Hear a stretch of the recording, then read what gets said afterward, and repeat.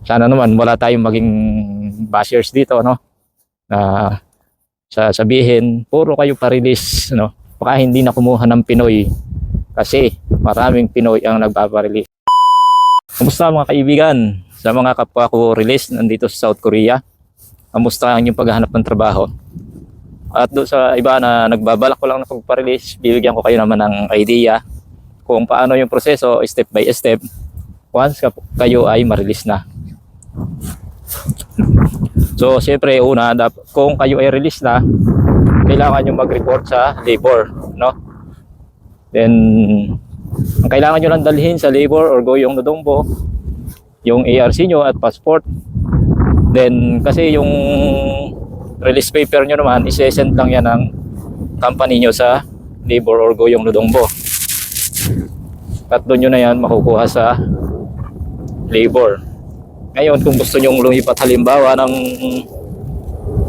gusto nyo lumipat ng area, kukunin nyo lang yung release paper nyo doon sa labor na nakakasakop sa inyo dati at dadalhin nyo doon sa labor na lilipatan nyo. Kung saan kayo magre-register, magpifill up lamang po kayo doon ng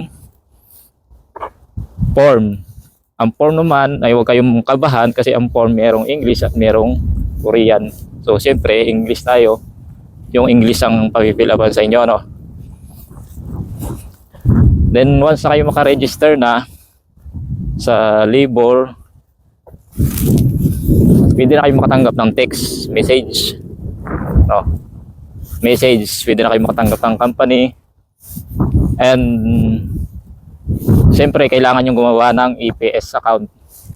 Yung EPS account ha ng mga release dito sa South Korea, iba po yung EPS account ng babago pa lamang nag-a-apply sa Pilipinas, ano? Magkaiba siya.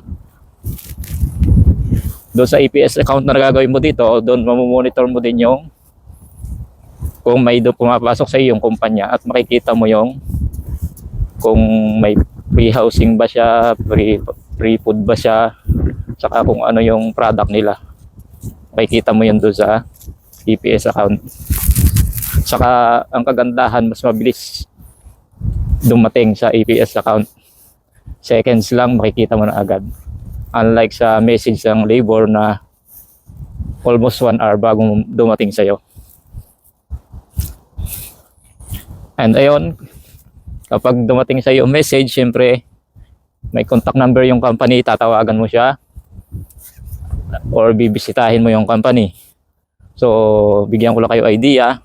Ang ginagawa ko, kasi nga wala tayong maraming budget, ang ginagawa ko ay tinatawagan ko muna yung contact number nila.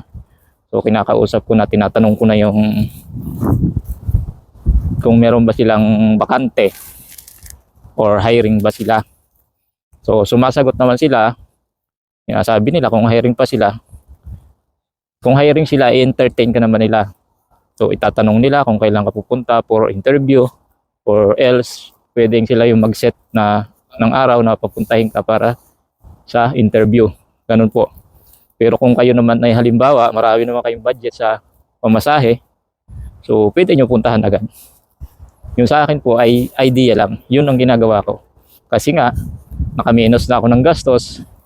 Siyempre, nakaminos pa ako ng pagod. No.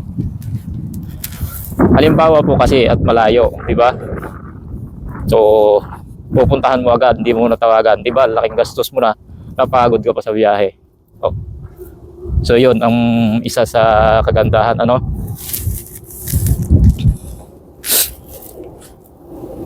At ang isa pa po sa mga nagbabalak na magpa-release, so kung winter season, wag na muna kayong magpa-release, ano, kung wala din lamang kayong kakilala or contact na malilipatan agad.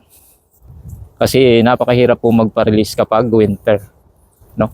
Kukunti yung hiring at karamihan talaga ng company dito sa Korea ay mahina. Kaya mas maganda talaga summer kayo magpa-release, no? Kung kaya tiyagain muna, kung hindi naman emergency. Katulad ko po, almost 2 months na hindi pa ako nakakatagpo ng company. So Ang ako po ay pwedeng magpalipat-lipat kahit sa lugar po ako sa Korea, pwede akong manap ng company. Hindi po restricted, hindi po ako inabot ng restriction, ano.